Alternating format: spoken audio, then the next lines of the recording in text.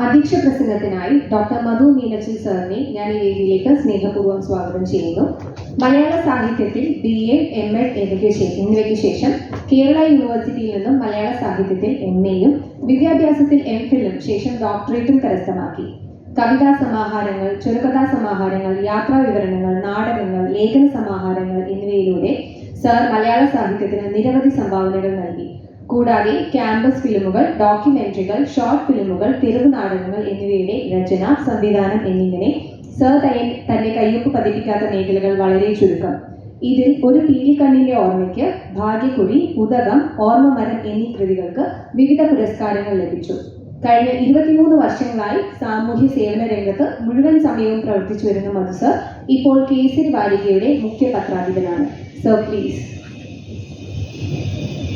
വേദിയിലും സദസ്സിലുമുള്ള എല്ലാവർക്കും നമസ്കാരം. ഞങ്ങൾ പത്രാധിപന്മാർക്ക് സാംസ്കാരിക സമ്മേളനങ്ങൾ എന്നത് ഒഴിച്ചുകൂടാൻ പറ്റാത്ത പരിപാടിയാണ്. പക്ഷെ ഇന്നത്തെ ഈ പുസ്തക പ്രകാശന സാംസ്കാരിക സംഗമം വേറിട്ട ഒരു പരിപാടിയാണ്. കാരണം ഞങ്ങൾക്കൊന്നും സാധാരണ കിട്ടാത്ത ഒരു സദസ്സാണ് ഇന്നിവിടെയുള്ള ഈ സദസ്സ്. വൈദ്യശാസ്ത്രത്തിൽ ബിരുദമോ ബിരുദാനന്തര ബിരുദമോ ഒക്കെ പഠിക്കുന്നവർ മെഡിക്കൽ വിദ്യാർത്ഥികളുമായി നേരത്തെയും സംവദിക്കാനുള്ള അവസരം ഉണ്ടായിട്ടുണ്ടെങ്കിലും അവരെ ഒന്നും പൊതുവെ സാംസ്കാരിക പരിപാടികൾക്ക് കാണാറില്ല. കാരണം അവരുടെ തിരക്കേറിയ ജീവിതമായിരിക്കാം, പഠന പ്രവർത്തനമായിരിക്കാം. എന്താണെങ്കിലും സ്വന്തം അധ്യാപികയുടെ ഒരു പുസ്തക പ്രകാശനത്തിന് വരാൻ സൗമനസ്യം കാണിക്കുന്ന വിദ്യാർത്ഥികൾ, അത് ഇന്റേണൽ മാർക്കുമായി ബന്ധമുണ്ടോ എന്ന് എനിക്കറിയില്ല. പക്ഷെ ഇന്നത്തെ കാലത്ത് ഇതൊക്കെ അപൂർവമായ സംഭവമാണ്. വായന നമുക്കറിയാം ഇന്ന് ഡിജിറ്റലായി മാറിയിരിക്കുന്നു. ഇന്ന് വാട്സാപ്പ് യൂണിവേഴ്സിറ്റിയിൽ നിന്നാണ് PhD ബിരുദം പോലും ഇറങ്ങുന്നത്. അതിനപ്പുറത്ത് ഒരു ഗ്രന്ഥാലയത്തിൽ, ഒരു ലൈബ്രറിയിൽ ഗവേഷണ കൗതുകത്തോടുകൂടി പുസ്തകം പരതുന്നവരെ കാണാൻ വളരെ അപൂർവം. ഞങ്ങൾ കേസരി ഭവനിലും വലിയൊരു ലൈബ്രറി ഉണ്ട്. ജേർണലിസം വിദ്യാർത്ഥികൾ, അവിടെ മാക്കോം എന്ന് പറഞ്ഞിട്ടൊരു ഇൻസ്റ്റിറ്റ്യൂട്ട് ഉണ്ട്, JNU അഫിലിയേറ്റഡ് സ്ഥാപനം. ഞാൻ അവിടുത്തെ വിദ്യാർത്ഥികളെ ലൈബ്രറി കണ്ടു കഴിഞ്ഞാൽ ഒരു അത്ഭുതമായിട്ടാണ് എനിക്ക് പലപ്പോഴും തോന്നാറ്. ലൈബ്രറി നമ്മൾ ഉപയോഗിക്കാനുള്ള പുസ്തകം പൊതുവെ വായിക്കുന്നത് കുറവാണ്. ഡിജിറ്റൽ റീഡിങ് ഉണ്ടെന്നാണ് അവകാശപ്പെടുന്നത്. പലപ്പോഴും ആഴത്തിലുള്ള വായനകൾക്കും പഠനങ്ങൾക്കും ഒന്നും മനുഷ്യത്തിന് സമയമില്ല. അത്തരമൊരു സാമൂഹ്യ സാഹചര്യത്തിൽ ഒരു പുസ്തകത്തിന്റെ പ്രകാശനത്തിന് അതൊരു സാംസ്കാരിക പരിപാടിയാണ്. അതിനെ പങ്കാളിയാകാൻ എത്തിച്ചേരുന്നവർ ബോധതലത്തിൽ അല്പം ഉയർന്നവരാണ് എന്ന് സാമാന്യ ബുദ്ധി കൊണ്ട് തന്നെ നമുക്ക് മനസ്സിലാക്കാൻ സാധിക്കും. ഇവിടെ ഇന്ന് മരിക്കാത്ത മമ്മികളും ചാവുന്ന ചാവുകടലും വളരെ കാവ്യസുന്ദരമായ പേരാണ്. ഞാനത് മാഡത്തോട് പറഞ്ഞു. യാത്രാവിവരണ ഗ്രന്ഥത്തിനിടേണ്ട പേര്, അതിനുള്ള ഒരു കവിതാ സമാഹാരത്തിനൊക്കെ ഇടേണ്ട പേരാണ് മാഡം ഈ പുസ്തകത്തിന് ഇട്ടിരിക്കുന്നത്. പുസ്തകം എഴുതാൻ എല്ലാവർക്കും കഴിയും. പ്രത്യേകിച്ച് കൊറോണ വന്നതിന് ശേഷം എഴുത്തുകാരല്ലാത്ത ആരും ഇല്ല. കൊറോണയ്ക്ക് അങ്ങനെ ഒരു സംഭാവന ചെയ്യാൻ സാധിച്ചു. അപ്പം പ്രത്യേകിച്ച് കേരളത്തിൽ എല്ലാവരും എഴുത്തുകാരായി മാറുന്ന കാലമാണ്. പക്ഷെ ആ എഴുത്തില് ഒരു തീയുണ്ടോ, ഒരു അഗ്നിയുണ്ടോ, ഒരു സ്പാർക്കുണ്ടോ എന്ന് നമുക്ക് തിരിച്ചറിയാൻ കഴിയുന്നത് അതിന്റെ തലക്കെട്ട് കണ്ടാൽ തന്നെ മനസ്സിലാക്കാൻ സാധിക്കും. സത്യത്തിൽ ഞാനിപ്പോ ഡോക്ടർ ആശാ ജയകുമാർ എന്ന നിങ്ങളുടെ അധ്യാപികയുടെ ഈ പുസ്തക പ്രകാശനത്തിൽ നിൽക്കുന്നത് അവരുമായി ഞാൻ പരിചയപ്പെട്ടതിന്റെ വാർഷിക ദിനത്തിലാണ് എന്ന് വേണേൽ പറയാൻ സാധിക്കും. കാരണം കഴിഞ്ഞ വർഷം ഇതേ സമയത്താണ് ഞാൻ ഡോക്ടറെ പരിചയപ്പെടുന്നത്. കുറച്ച് വൈകിപ്പോയി പരിചയപ്പെടാൻ എനിക്കിപ്പോൾ തോന്നുകയാണ്. ആ ഒരു വർഷത്തിന്റെ അന്തരത്തിൽ അവരുടെ ഒരു പുസ്തകത്തിന്റെ പ്രകാശനത്തിന് അധ്യക്ഷം വഹിക്കാനുള്ള സൗഭാഗ്യം എനിക്ക് അനുവദിച്ചു തന്നത് എന്ന് അത് അവരുടെ ഒരു കാരുണ്യവും സൗമനസ്യവുമായി കാണാൻ ഞാൻ ആഗ്രഹിക്കുകയാണ്. ഡോക്ടറെ പരിചയപ്പെടുന്ന സമയത്ത് തന്നെ അവരുടെ ഭർത്താവ് ഇന്നിവിടെ സ്വാഗതം പറഞ്ഞ ഡോക്ടർ ജയകുമാർ, അദ്ദേഹത്തെ പരിചയപ്പെട്ടു. വീട്ടിൽ പോയി ചായയൊക്കെ കിട്ടിപ്പിട്ടിച്ചെന്നാ കേട്ടോ. ചായയൊക്കെ കഴിച്ചാണ് പരിചയപ്പെട്ടത്. ആ പരിചയത്തിൽ എന്നെ അത്ഭുതപ്പെടുത്തിയ ഒരു കാര്യം, ഇവര് രണ്ടുപേരും നല്ല യാത്രക്കാരാണ് എന്നുള്ളതാണ്. രണ്ടുപേരും ഒരുമിച്ചാണ് യാത്ര ചെയ്യുന്നത്. അന്ന് പറഞ്ഞ ഒരു വാക്ക്, ഒരു വർഷം മുന്നേ എന്നോട് പറഞ്ഞ ഒരു വാക്ക് ഇപ്പോഴും എന്റെ മനസ്സിലുണ്ട്. ഞങ്ങൾ ഉത്തര ധ്രുവം ഒഴികെ ബാക്കി എല്ലാ ഭൂഖണ്ഡങ്ങളും സന്ദർശിച്ചു കഴിഞ്ഞു. ജീവിതമേ ഒരു യാത്രയാണ്. നിങ്ങളിൽ പലരും ഒറ്റയ്ക്കാണ് ഇപ്പോൾ യാത്ര ചെയ്യുന്നത്. ഈ കോഴ്സ് കഴിയുന്നതോടുകൂടി മിക്കവാറും രണ്ടുപേരും ചേർന്ന് യാത്ര ആരംഭിക്കും. ഇപ്പൊ തന്നെ ധാരണയൊക്കെ ആയിട്ടുണ്ടാവും. അങ്ങനെ യാത്ര തുടങ്ങുമ്പോൾ ഒരാൾ പൊതുവെ തെക്കോട്ടും ഒരാൾ വടക്കോട്ടുമാണ് പോവുക. ഇവർ രണ്ടും ഒരുമിച്ച് വടക്കോട്ടും തെക്കോട്ടും കിഴക്കോട്ടും പടിഞ്ഞാറോട്ടും യാത്ര ചെയ്യുന്നതിനെ അത്ഭുതപ്പെടുത്തി. ഇന്നത്തെ കാലത്ത് ഭാര്യയും ഭർത്താവും ഒരുമിച്ച് ഇത്തരം യാത്രകൾ ചെയ്യുക എന്ന് പറയുന്നത് ഒരു അത്ഭുതമാണ്. ഒരു വല്ലാത്ത ലോകക്രമത്തിലൂടെയാണ് നമ്മൾ കടന്നു പോകുന്നത്. നമ്മളെല്ലാവരും യാത്ര ചെയ്യുന്നവരാണ്. ജീവിതത്തെ നമ്മൾ ഒരു രൂപകമായി എടുക്കുന്നത് ഒരു യാത്രയായിട്ടാണ്. ഇന്നിവിടെ വന്നപ്പോൾ ഡോക്ടർ പറഞ്ഞു നമുക്ക് ആ അനാട്ടമി സെക്ഷനിലൊക്കെ ഒന്ന് പോകാം, ഡിസെക്ഷൻ ടേബിളൊക്കെ ഒന്ന് കാണാം. ഞങ്ങള് വേണ്ട എന്ന് പറയുമെന്ന് ഡോക്ടർ കരുതി എന്ന് തോന്നുന്നു. കാരണം സാധാരണക്കാരൊന്നും അത് കാണാൻ ആഗ്രഹിക്കില്ലല്ലോ. കാശിയിലെ മണികർണിക ഘട്ടത്തിലെ ഒരു രാത്രി മുഴുവൻ ഞങ്ങൾ രണ്ടുപേരും കൂടി അടുത്ത കാലത്ത് ഒരുമിച്ച് പോയിന്ന് മൃതദേഹങ്ങൾ എരിഞ്ഞടങ്ങുന്നത് ആസ്വദിച്ചതാണ്. ഒരു സമയത്ത് 30-40 മൃതദേഹങ്ങൾ അവിടെ എരിഞ്ഞടങ്ങുകയാണ് മണികർണിക ഘാട്ടിൽ. ജീവിതത്തിലെ വലിയ വലിയ പാഠങ്ങൾ നമുക്ക് കിട്ടുന്നത് ഈ അധ്യാത്മ വിദ്യാലയത്തിൽ നിന്നാണ്. അപ്പോൾ നിങ്ങളുടെ അനാട്ടമി ക്ലാസ് റൂമിൽ ചെന്നപ്പോ നമുക്ക് മുന്നേ അവിടെ എത്തി നിങ്ങൾക്ക് വേണ്ടി തയ്യാറായി കിടക്കുന്നവരെ കൂടി കാണണമെന്ന് പറഞ്ഞപ്പോൾ ഡോക്ടർ ഒന്നും ഞെട്ടിയെന്ന് എനിക്ക് തോന്നി. കാരണം ഒരു വലിയ യാത്രയുടെ സമാപന സ്ഥലിയാണ്. ജീവിതമാകുന്ന ഈ യാത്രയുടെ ഭൗതികമായ അർത്ഥത്തിലെ സമാപന സ്ഥലിയാണ് അവിടെ ഉറങ്ങിക്കിടക്കുന്ന മൃതദേഹങ്ങൾ. അതിനപ്പുറത്തേക്കും യാത്രകൾ ഉണ്ടാവാം. അജ്ഞാതത്തിൽ നിന്ന് ജ്ഞാതത്തിലൂടെ വീണ്ടും അജ്ഞാതത്തിലേക്ക് നീണ്ടു കിടക്കുന്ന ഈ ജീവിതം എവിടെ നിന്ന് നാം വരുന്നുവെന്നറിയില്ല. ഈ നിമിഷത്തെ മാത്രമാണ് നമുക്കറിയുന്നത്. നാളെ എന്താണെന്നും അറിയില്ല. അതുകൊണ്ടാണ് അജ്ഞാതത്തിൽ നിന്നും യാതത്തിലൂടെ അജ്ഞാതത്തിലേക്ക് നടക്കുന്ന ഈ യാത്ര. അതിൽ നാളെ ഡോക്ടറുടെ വേഷം നിങ്ങൾ കെട്ടാം, വിദ്യാർത്ഥിയുടെ വേഷം ഇപ്പോൾ അഭിനയിക്കുന്നു, ഭാര്യയുടെയും ഭർത്താവിന്റെയും വേഷം കെട്ടാം.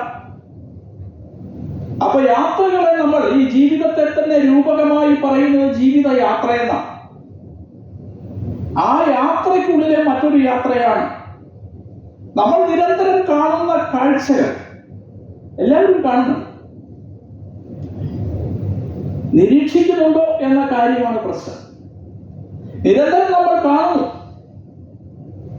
പക്ഷെ അവയെ നിരീക്ഷിക്കുന്നുണ്ടോ? അവ നമ്മുടെ ഹൃദയത്തിന്റെ ഏതെങ്കിലും ഒരു പ്രതലത്തിലെങ്കിലും രേഖപ്പെടുത്തപ്പെടുന്നുണ്ടോ?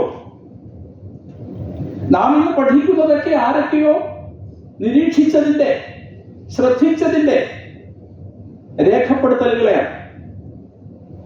അക്ഷരങ്ങൾ എന്ന് പറയുന്നത് നാശമില്ലാത്തത് എന്നാണല്ലോ അതിന്റെ അർത്ഥം തന്നെ. ആശയങ്ങളെ ശാശ്വതമായി അടുത്ത തലമുറയിലേക്ക് പകർന്നു നൽകാൻ വേണ്ടി നാം അക്ഷരമെന്ന മാനവകുലത്തിന്റെ ഈ സാംസ്കാരിക പ്രവാഹത്തിലെ ഏറ്റവും വലിയ ആയുധവും കൂടിയാണ് ഈ അക്ഷരം. ആ അക്ഷരങ്ങളെ നമ്മൾ രേഖപ്പെടുത്തി വയ്ക്കുന്നതും മഹാ ആശയങ്ങളാണ്. ഇപ്പൊ ജീവിതത്തിൽ പലർക്കും യാത്ര ചെയ്യാൻ സമയമില്ല. നമ്മുടെ അവസ്ഥ ഏതാ? സിനിമയ്ക്ക് പോകാൻ സമയമില്ല, പുസ്തകം വായിക്കാൻ സമയമില്ല. പക്ഷെ യാത്രകൾ, നമ്മൾ ഏത് പുസ്തകം വായിക്കുന്നതിനേക്കാളും വലിയ പാഠം പകർന്നു തരുന്നതാണ് യാത്രകൾ. ഇപ്പോ ഈ മരിക്കാത്ത മമ്മികളും ചാവുകടലും എന്ന ഈ പുസ്തകത്തിലൂടെ നിങ്ങൾ കടന്നു പോകുമ്പോൾ നിശ്ചയമായും കടന്നു പോകേണ്ട ഒരു പുസ്തകമാണ്. യാത്രാവിവരണം എന്ന് പറയുന്ന സാഹിത്യ ശാഖയില് കള്ളനാണയങ്ങൾ ഏറെ മലയാളത്തിൽ. പേരൊന്നും ഞാൻ ഒരിക്കലും പറയില്ല. ഞാനൊരു യാത്രാവിവരണ ഗ്രന്ഥം വായിച്ചു തീർക്കാൻ പെട്ട പാട് എനിക്ക് അറിയുള്ളൂ. മലയാളത്തിൽ ലഭ്യമായ ഏറ്റവും വലിയ യാത്രാവിവരണ ഗ്രന്ഥമാണ്. എത്ര പുരസ്കാരം അതിന് കിട്ടിയിട്ടുണ്ടെന്ന് ദൈവത്തിന് പോലും അറിയത്തില്ല. ആ പുസ്തകം ഒന്ന് വായിച്ചു തീർക്കാൻ പെട്ട പാട് ചെറുതല്ല. കാരണം ഒരു പ്രത്യേക വിഷയത്തിൽ ഞാൻ നിരന്തരം പഠിച്ചുകൊണ്ടിരിക്കുന്നതുകൊണ്ട് എനിക്ക് ഈ പുസ്തകം കൂടെ പഠിച്ചേ മതിയോ. അതുകൊണ്ടത് വായിച്ചു തീർക്കണം എന്നുള്ള വാശി ഉള്ളതുകൊണ്ടാണ് ഞാനത് വായിച്ചത്. പക്ഷെ ഈ പുസ്തകം അങ്ങനെയല്ല. എനിക്കിപ്പോ ഡോക്ടർ ആശയെ പുകഴ്ത്തിയിട്ട് യാതൊരു മെച്ചവുമില്ല. പക്ഷെ ഞാൻ ഈ പുസ്തകം വായിക്കുമ്പോൾ തിരക്കിനിടയിൽ എനിക്ക് ഇന്നലെയാണ് ഇത് വായിക്കാൻ ഞാൻ തുടങ്ങിയത്. ഇന്ന് 10 മണിയോടുകൂടി ഈ പുസ്തകം ഏതാണ്ട് ഞാൻ വായിച്ചു തീർത്തു കഴിഞ്ഞു. മറ്റേ പറഞ്ഞ പുസ്തകം 6 മാസം എടുത്ത് ഞാൻ വായിച്ചതല്ല. നിരവധി പുരസ്കാരങ്ങൾ കിട്ടിയ പുസ്തകമാണ്. കാരണം ഒരു യാത്രയിൽ നമ്മൾ എന്താണ് രേഖപ്പെടുത്തുന്നത്? നമ്മൾ കാണുന്നതെല്ലാം രേഖപ്പെടുത്തൽ, നമ്മുടെ കാഴ്ചപ്പാടുകൾ മാത്രം രേഖപ്പെടുത്തലാണോ? അല്ല. ഇപ്പൊ ഈജിപ്തിലെ ഈ യാത്രയിൽ ഒരു നൈൽ നദീതട സംസ്കാരം എന്താണ് എന്ന് പറയാതിരിക്കാൻ പറ്റില്ല.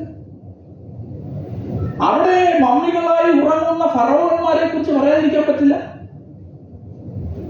ആ യാത്രയുടെ മുഹൂർത്തത്തിലെ സുന്ദരമായ ആഹാര സന്ധ്യകളെ കുറിച്ച് പറയാതിരിക്കാൻ പറ്റില്ല. വായനക്കാരനെ ഈ അജ്ഞാതമായ യാത്രാ കേന്ദ്രങ്ങളിലേക്ക് മാനസികമായിട്ടെങ്കിലും കൂട്ടിക്കൊണ്ടുപോകാൻ കഴിയുന്നില്ലെങ്കിൽ ഒരു യാത്രാവിവരണ ഗ്രന്ഥം പരാജയപ്പെടുക. ഇവിടെ ഈ ഗ്രന്ഥം കാലങ്ങൾക്കപ്പുറത്തുള്ള ഈജിപ്തിലേക്ക് കാലത്തെ അതിജയിക്കാൻ വേണ്ടി ഫറവോന്മാർ നടത്തിയ ആ പിരമിഡ് നിർമ്മാണത്തിലേക്ക്, ലോകത്തിലെ ഏറ്റവും നീളം കൂടിയത് എന്ന് അവകാശപ്പെടുന്ന നൈൽ നദിയുടെ തടത്തിന്റെ ആ തീരത്തെ സംസ്കാരത്തിലേക്ക് ഒക്കെ നമ്മളെ കൂട്ടിക്കൊണ്ടു പോവുകയാണ്.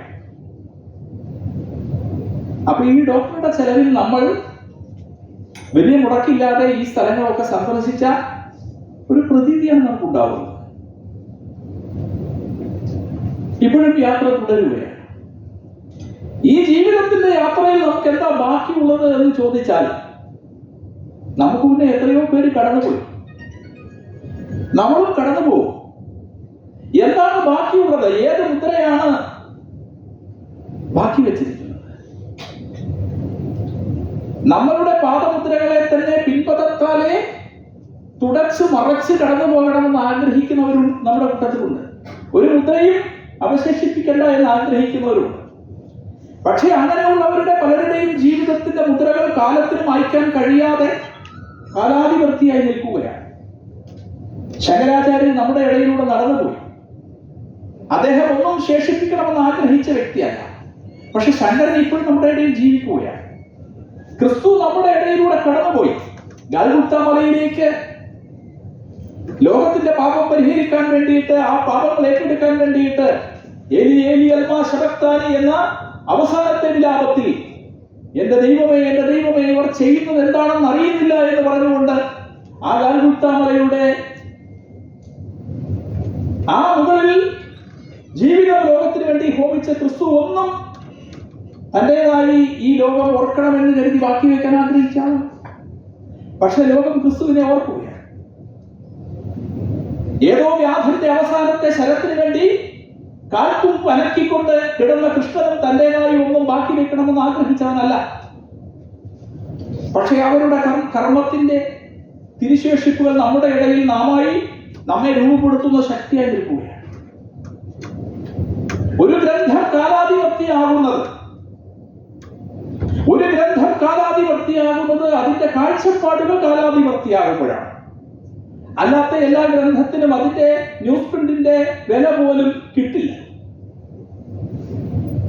ഇവിടെ യാത്ര ഒരു അനുഭവമായി, അനുഭൂതിയായി മാറുന്നു എന്നതാണ് ഈ മരിക്കാത്ത മമ്മികളും ചാവാത്ത ചാവുകടലും എന്ന നിങ്ങളുടെ പ്രിയപ്പെട്ട അധ്യാപികയുടെ പുസ്തകം നമുക്ക് നൽകുന്ന ഒരു സന്ദേശം. മനുഷ്യന്റെ എല്ലാം ആത്യന്തികമായ മോഹമാണ് നമുക്ക് അനശ്വരരാകണം, അസാധ്യമാണ്. പക്ഷെ ചിന്ത കൊണ്ട്, നമ്മളുടെ വാക്കുകൊണ്ട്, നമ്മുടെ പ്രവൃത്തി കൊണ്ട് നമുക്ക് കൃഷ്ണനെ പോലെ, ക്രിസ്തുവിനെ പോലെ, ബുദ്ധനെ പോലെ, ശങ്കരനെ പോലെ നമുക്ക് കാലാധിപത്യങ്ങളായി മാറാൻ സാധിക്കും. എഴുത്തുകാര് പരിശ്രമിക്കുന്നത് ആ വഴിക്കാണ്. അതുകൊണ്ട് ഈ വെയിലാഴികൾ മധ്യത്തെ ഈ തളദ്വീപിലെ ഉച്ചമയക്കത്തിനും നന്ദി. പിന്നെ ഈ ദിവാസ്വപ്നം പൊലിയുമ്പോൾ എന്നുള്ളിൽ നീ ദയാർദ്രം കൊളുത്തുന്ന ദുഃഖത്തിനും നന്ദി നന്ദി എന്ന് പറഞ്ഞുകൊണ്ട് നമ്മുടെ ഇടയിലൂടെ പാടി പറന്നുപോയ ONV കുറിപ്പിനെ പോലെ ഈ വെയിലാഴികൾ മധ്യത്തെ ഈ തളദ്വീപിലെ ഉച്ചമയക്കത്തിനും നന്ദി. നാം ഈ ജീവിതത്തിനിടയിൽ അനുഭവിക്കുന്ന ഈ കൊച്ചു സമാശ്വാസങ്ങളെ, ഈ തണലുകൾക്ക് എല്ലാം ആയിരങ്ങളോട് നാം നന്ദി, കൃതജ്ഞത, കടപ്പാട് രേഖപ്പെടുത്തേണ്ടവരാണ്.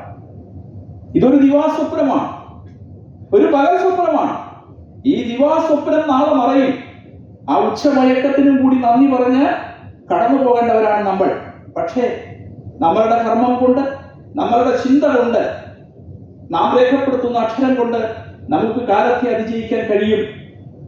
അങ്ങനെ കാലത്തെ അതിജയിക്കാനുള്ള ഡോക്ടർ ആശയുടെ, നിങ്ങളുടെ അധ്യാപികയുടെ പരിശ്രമം അത് സാഫല്യത്തിലേക്ക് അടുക്കുന്നു. ലോകത്തെ കണ്ണു തുറന്ന് കാണാൻ വേണ്ടിയിട്ടുള്ള,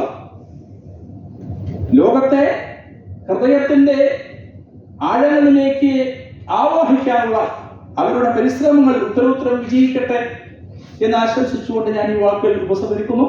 നന്ദി, നമസ്കാരം.